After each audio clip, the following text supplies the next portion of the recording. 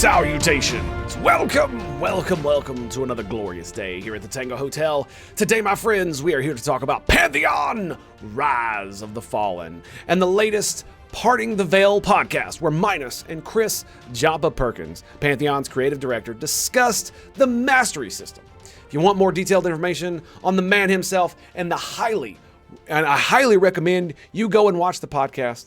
They not only detail what the system is and how it works, but also burning questions from the Pantheon community. Now on to the cope, my friends.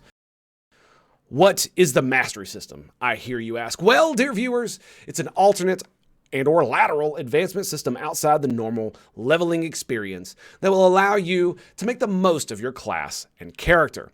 Every single ability will have mastery upgrades, 3 in total. Some will be incremental improvements like mana and cooldown reduction, while others, usually the final upgrade, will be more game-changing, altering how the spell itself functions or how it interacts with other abilities. There will also be mastery upgrades for your base character, like upgrading your endurance total, base run speed, resistances, and upgrades that will benefit crafting and gathering. The philosophy behind this system is a combination of the alternative advancement system from EverQuest and the talent system of WoW. Unlike them, however, this system will be there with you from level 1, and every character will start earning mastery experience from their first XP gain. It will also, hopefully, prevent issues that plagued both EverQuest and World of Warcraft. In EverQuest, the AA system became so massive and complex that it required hundreds of hours of grinding to be competitive with others of similar levels. It was daunting for creating alts, and some of the best class-defining abilities or archetype-defining abilities were locked behind hours of AA grind before you were a viable character.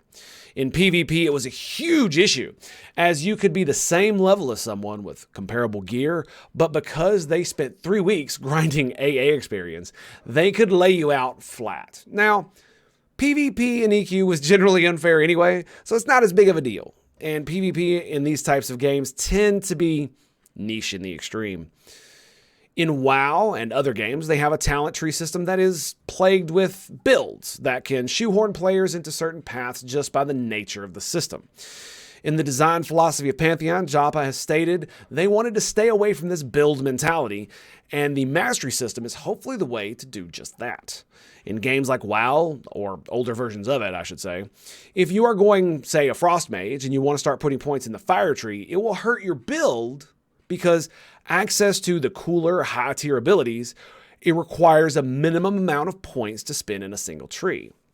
A wizard in Pantheon won't just be a frost wizard or a fire wizard. Even if you spend all of your mastery points only on one of those abilities, you can move in a different direction at any time by spending your points in other abilities without hamstringing your character. There will also be a way to refund mastery points with in-game gold, although the details on that are sparse at the moment. There will be 4 ways to gain mastery points. 1, leveling. Every ding will net you a single mastery point. 2, mastery experience. Every time you gain normal experience, you get 1 mastery experience. Every mastery level will require 100 mastery experience, meaning that when you get an XP event, every 100 XP events you get, you will gain 1 mastery point. 3, quests/tasks can reward mastery points. Some, but not all. And number 4, rare drop of mastery shards. 4 mastery shards can combine into a mastery crystal, which we covered in the crafting compendium. Once you have 4 shards, combine them into a crystal, use the crystal, bam, mastery point. These crystals and shards, the shards I know can be traded. I'm not sure if the crystals can or if they're bound to you. I had to have to get some more info on that. Each level of mastery will cost more than the last. The first level costing 1 point, then 3, and lastly 9. Also, every spell in a line of spells will also benefit from the mastery upgrades, meaning, for example, every spell in the Mesmerize line will gain this benefit as you gain higher level versions. Now, all of these numbers are subject to change based on testing and player feedback. Gain may be too slow or too fast, and canon will be adjusted as needed.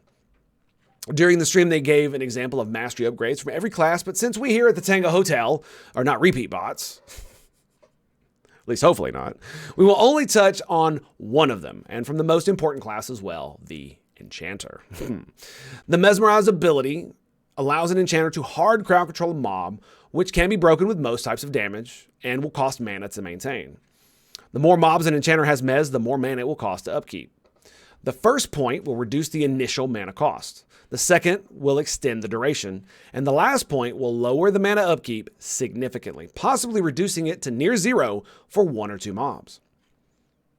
I have to say that I'm intrigued to see this system fleshed out, as talent trees have become a bit of a trope. From what has been revealed, the real choice you as a character will make is what you will master first. And yes, you can eventually master everything.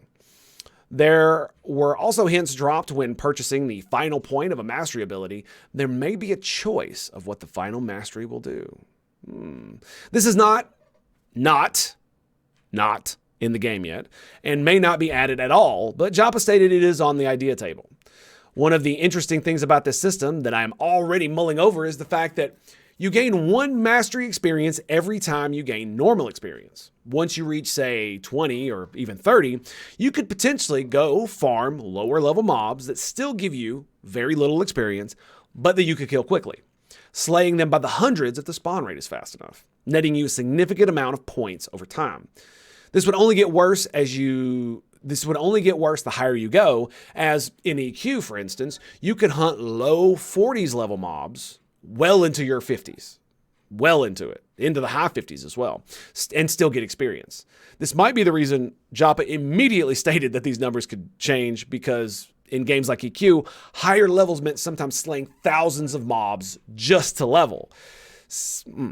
I do hope that at least some of these abilities will have the aforementioned choices for the third and final upgrade, as it would make for an interesting variations of play, but it does run the risk of going into the build territory, as some of the choices may be better than others, and in ways the devs just can't predict at this time. Then again, they don't have to make every single ability have a choice, maybe only a handful per class, signature abilities that are class defining, for instance. Mez for Channers, Feign Death for Monks, and Backstab for Rogues. Of course, they could implement this only for character abilities and or crafting and not class abilities. So think about that one. I think in the end, we will find a balance that works for the vision that VR has about a game using older gameplay philosophies, updated for a modern MMO. Also brought up in the live stream was the fact that Spell Crit is back, baby!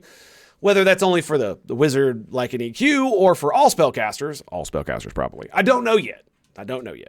After justifying why they took them out, I am curious as to what the reasoning behind the reverse of the change is. All right, my dudes, that's going to be it for today's video. I wanted to thank you guys for watching and spending your time here at the Tango Hotel. Don't forget to like and subscribe and tell the algorithm gods just what you like.